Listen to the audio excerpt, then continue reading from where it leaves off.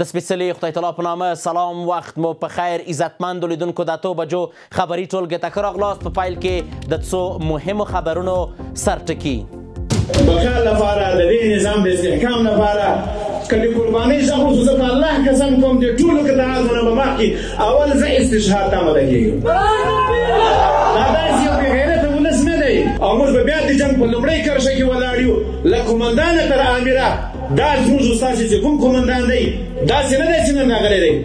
د افغانستان اسلامي امارت ځواکونو پاکستان ته خبرداری د ځانګړو ځواکونو مشر وایي چې پاکستان باید نور د دوی صبر ونه آزموي، که نه نو له امیر څخه نیولې تر اسلامي امارت عسکر پورې دوی ته چمتو دی چې د پاکستان په وړاندې د نظام افغانستان لپاره خپل ژوند قرباني کړي.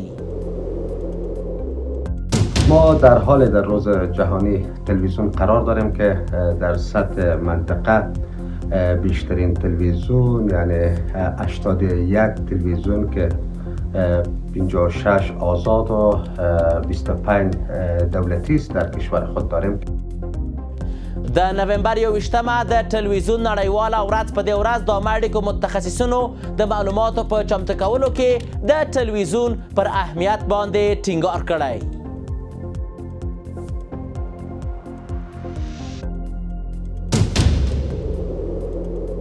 او د قوشتېپې کانال په دوهم فاز کې پرمختګ د ملي پراختیا شرکت د دې کانال شاوخوا ځمکو د موقعیت په اړه خپاره شوي خبرونه له واقعیت څخه لرې بللي دي.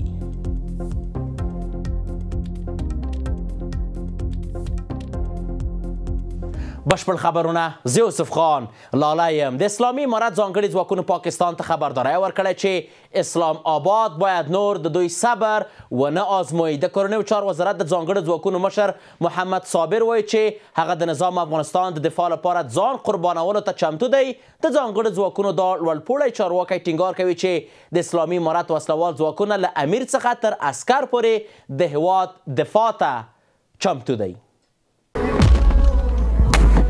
د کابل و اسلام آباد ترمنځ کړکېچ تر بل هر وخت ډیر زیات شوی دی. د پاکستان پوځي رژیم هڅه کوي چې له افغانستان سره جګړه وکړي، خو اسلامي امارت د سیاسي لارو چارو له لارې د دې ستونزې په حل ټینګار کوي. په ورته وخت کې د اسلامي امارت وسلوال ځواکونه هم د پاکستان لخوا د هر ډول پوځي برید ځواب ورکولو ته بشپړ چمتو دي. د کورنیو چارو وزارت د ځانګړو ځواکونو مشر مولوي محمد صابر پاکستان ته خبرداری ورکړی چې نور باید د دوی صبر ونه آزموي او د افغانانو د مقاومت په اړه له تاریخ څخه زده کړه وکړي. چې هېواد ته دا یو څو خبرې ملت ته په سوچ کې وي چې دا جنګ طالبان نه کوي او دا جنګ دپاره موږ مورال یعنې موږ هغه اسیحانه لرو کومه چې دنیا لري. زم دا جنګ په اسیحانه کې ګورئ، که جنګ کېږي پرنۍ تجربه وګورئ، پرنۍ تاریخ وګورئ. جنګ په حوصله باندې کېږي. تاسو د افغانانو حوصله وازموئئ چې هغه د حوصلې اندازې څه ورته رسېدلی دی. د دې کړکېچونو وروسته پاکستان په وار وار د افغانستان په ځینو برخو کې حتی په کابل کې بریدونه کړي دي. هغه پیښې چې په افغانستان کې ملکي وګړو ته یې مرګ ژوبله واړوله. د پاکستان پوځي رژیم تل په درنو بریدونو او جګړې ته په هڅولو ټینګار کړی دی، خو دا هڅې د افغانستان لخوا بې ځوابه نه دي پاتې شوي. لکه څنګه چې د کورنیو چارو وزارت د ځانګړو ځواکونو مشر پاکستان ته ویلي چې د امریکا خبرې ته پرېږده، پرون دې تا څه حالو په دروازو باندې چې ته د موږ سره تاریخ ازمویې، ته د موږ سره د جنګ ازموینې کوې. دا چې موږ ځانګړی ځواک یو نو یقینا هم داسې نه چې موږ پخوانۍ تجربې وایو یا پخوانۍ خبرې کوو. زه وایم چې د دې نظام د بقا لپاره د دې نظام د استحکام لپاره که د قربانۍ څخه خو زه په الله قسم کوم د ټولو قطاعاتو نه به مخکې اول زه استشهاد ته آماده کېږم. دا داسې یو بېغیرته ولس نه دی، دا داسې یو دا پلورلی ولس نه دی. دا قرباني موږ ورکړې، داسې نه چې زموږ اول واری دی. محمد صابر د افغانستان د دفاع لپاره د اسلامي امارت د وسلوالو ځواکونو د بشپړ چمتووالي خبره کوي. د ځانګړو ځواکونو دغه لوړپوړی چارواکی وایي چې د اسلامي امارت مشران هم د افغانستان د دفاع لپاره ژمن دي. دوی په اسلامي نظام باندې نه وکړو، دوی په اسلامي نظام باندې غیرت وکړو. موږ به بیا هم غیرت کوو او موږ به بیا د جنګ په لومړۍ کرښه کې ولاړ یو له قومندانه تر امره. دا زموږ ستاسې چې کوم قومندان دی داسې نه دی چې نن راغلی دی ازمویل شوی دی د استشهادیانو په سر امیر تېر شوی دی او په استشهاد کې پاته شوی دی ته څه فکر کوې چې هغه دې په استشهاد کې وخت تېر کړی وي هغه دې د استشهاد په لوټه ګونج شوي وي بیا به ته جنګ ته ځې او دی په استشهاد نه کوي زه په الله قسم کوم ستاسې ټول مشران استشهادیان دي د پاکستان پوځي رژیم د اسلامي امارت له واکمنۍ راهیسې له 4 کلونو د افغانستان په سرحدي سیمو بریدونه کوي او د دې پیښو د دواړو خواو ترمنځ د نښتو لامل شوی دی. اسلام آباد اسلامي امارت په افغانستان کې د ټي ټي پي په ساتلو تورنوي، خو کابل دا تورونه بې بنسټه بللي او ویلي دي چې ټي ټي پي د پاکستان یوه داخلي ستونزه ده او دا ډله په افغانستان کې شتون نه لري او نه هم فعاله ده. پر همدې موضوع د بحث لپاره په ژوندۍ بڼه راسره وصل دی په لندن کې د کډوالو چارو وکیل ښاغلی عزیز مارد صاحب. مارد صاحب ستړی مه شئ، وخت د بخیر خپرونې ته هم په خیر راغلی. مارد صاحب آیا په رښتیا هم اوس مهال په افغانستان کې لوی کوچنی سرتیری ډاکټر هر څوک د بیروني یرغل په وړاندې کلک ولاړ دی؟ مننه جناب لالی صاحب. لومړی تاسو ته لیکي همکارانو ته لیدونکو اورېدونکو سلامونه احترامات وړاندې کوم. ګوره دا د اوس خبر نه ده چې اوس ټول افغانان نر و ښځې د خپل هېواد د دفاع دپاره د خپل خاورې د حاکمیت دپاره قرباني ورکوي او قرباني ورکړې ده. دا په تاریخ کې ثابته شوې ده. تاریخ دا ښودلې ده چې کله به د غزا د غزوې یا د جهاد غږ څه او بیا به د بهرنیانو په وړاندې باندې یو فتوا ورکړه سوله یا به قومنده وسوله بیا به نو هېڅوک ارام نه وو، ټول به راپاڅېدل. یو دغه ډېر به چې بوډا وو یا به ډېر ماشوم وو او یا به بیمار وو، هغوی به بیا به دوی به دعاې کولې.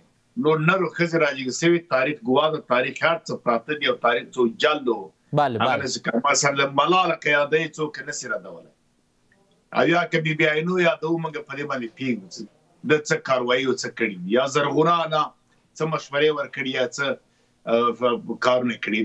دا واضح یا بي بي عادې بي الماس ورته وایي د دې او دا اوس قاتلان نومونه واخلو ډېر نومونه دي. نو په دې وخت کې به هر څوک راپورته کېدل. کله به چې افغانان به سیمې ته تله دغه سیمې خلک به تیار ورته ولاړ هلته به دا به ورته ویل تاسې مه راځئ هلته موږ یو.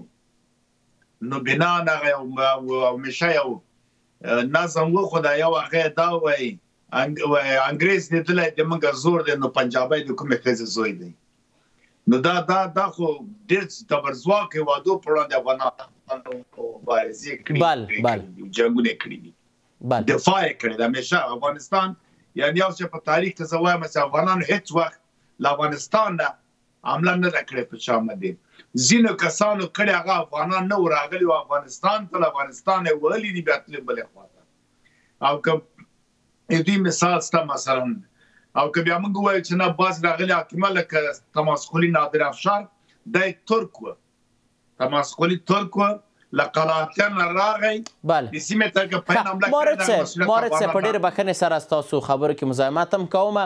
دغه اوس کومې څرګندونې چې اوس مهال د کورنیو چارو وزارت دغه لوړپوړي چارواکي ترسره کړي څومره د افغانستان د اوسني پوځ هوډ ښیي، څومره د افغانستان د اوسني نظام هوډ ښیي چې خپلواکه دی، مستقل دی، د هر برید په وړاندې ولاړ دی؟ ګوره دا خو چارواکی ده او مسؤل ده. د مسؤل خبره که چېرې څوک نه منل کېږي یا اعتراض پرې هغه ردېږي یا خلک وایي چې زه نه منم، دا صحیح نه ده. اما چې کله چې خاموشي پکې کېږي چې دی مسؤله چارواکی ده، دا معنی دې ده دا ټولې خبرې د تایید شولې، پخلی اوسه، خلکو ومنلې. تر اوسه پورې خو چا اعتراض نه ده پرې کړی.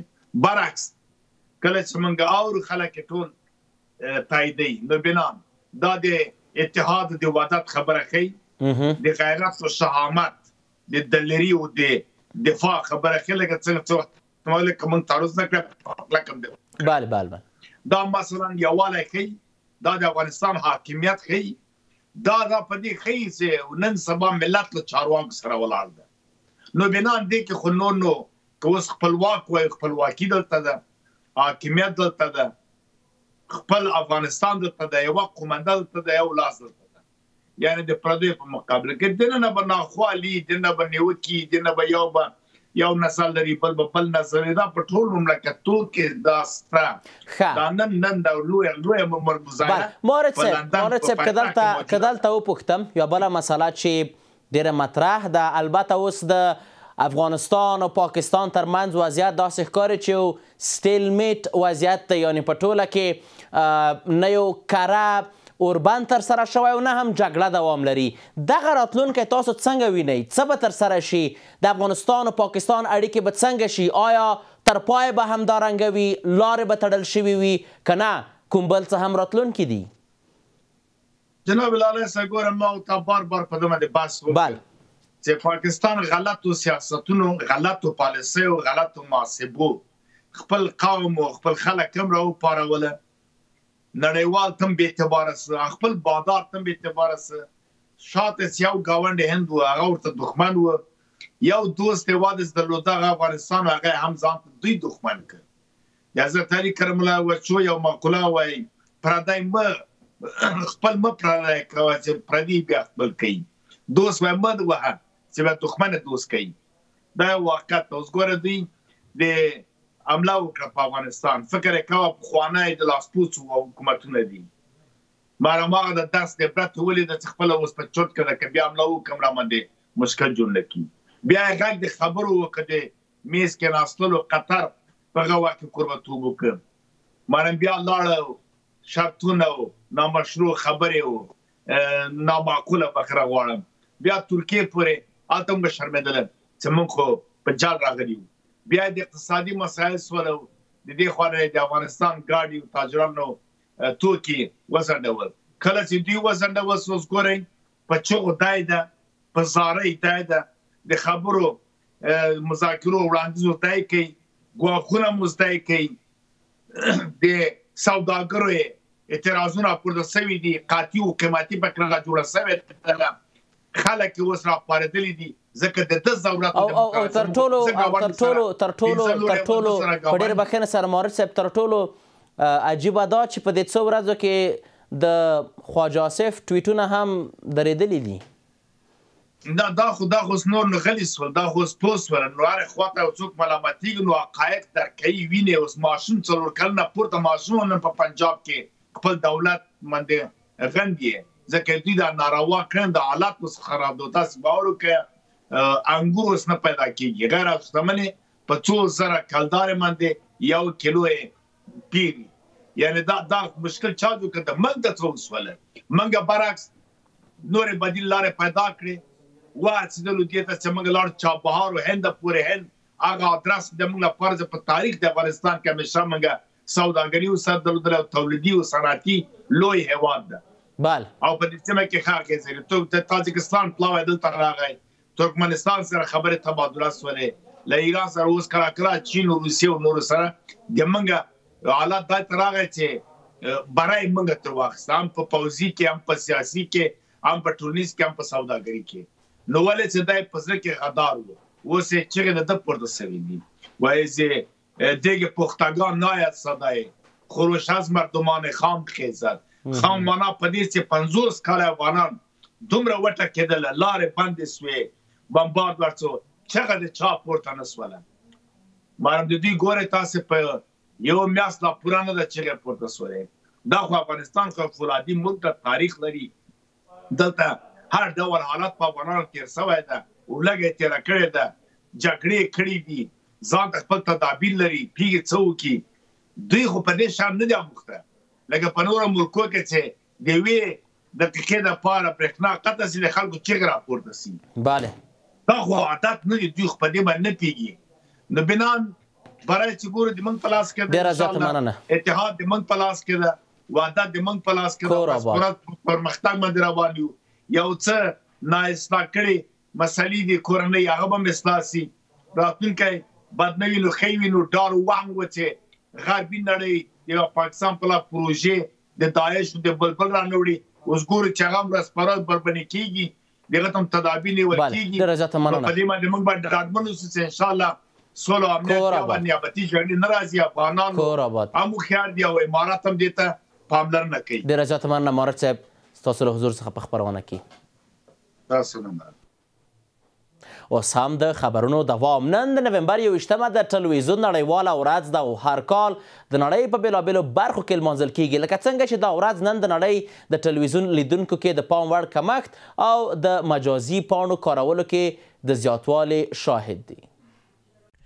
د نومبر 21 د ټلویزیون نړیواله ورځ د دې یادولو لپاره یو فرصت دی چې څنګه دا وسیله د خپلو انځورونو او کیسو سره په تدریجي ډول د خلکو په منځ کې یو ځانګړی ځای نیولی دی. د لومړنیو خبرونو او تفریحي پروګرامونو خپرولو څخه نیولې تر پوهاوي او اړیکو سرچینو پورې ټلویزیون د نړۍ او ورځني ژوند ترمنځ یو پل دی. ټلویزیون یو وخت یوازې یو کوچنی تور بکس و چې کورونو ته یې رڼا او غږ راوړ. نن ورځ زموږ د ګډو یادونو او شیبو یوه برخه ګرځېدلې ده. نن ورځ د کوچنیو موبایلونو سکرینونو رڼا او د دې سکرینونو جذابیت د ټلویزیون ځای نیولی دی او نوی نسل خپلې خاطرې د ټلویزیون مخې ته نه بلکې د دې سکرینونو تر مخ جوړوي. ما در حال در روز جهانی تلویزیون قرار داریم که در سطح منطقه بیشترین تلویزیون یعنی 81 تلویزیون که 56 آزاد و 25 دولتی است در کشور خود داریم که 1356 تن در این کار میکنند.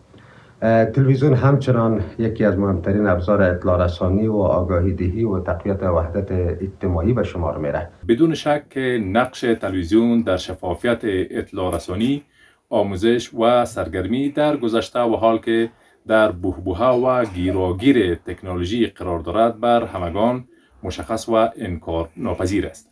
شبکه‌های اجتماعی تأثیرگذاری دارد ولی جایگاه تلویزیون تسخیر ناپذیر است و اکثر برنامه‌ها و محتوای همین رسانه‌های اجتماعی را برنامه‌ها و تولیدات تلویزیون تشکیل می‌دهد. که څه هم د ټلویزیون شاوخوا د راټولېدو احسان ممکن ورک شوی وي، خو د مجازي سکرینونو کارول هم لوی ګټې لري. معلومات او خبرونو ته دوامداره لاسرسی. سوشل میډیا یا ټولنیزو رسنۍ کې چې دي دکې کوم خبر چې راځي یا کوم موضوع چې وي هغه نه سانسور کیږي. او بله وجه دا ده چې تاسو وینئ چې د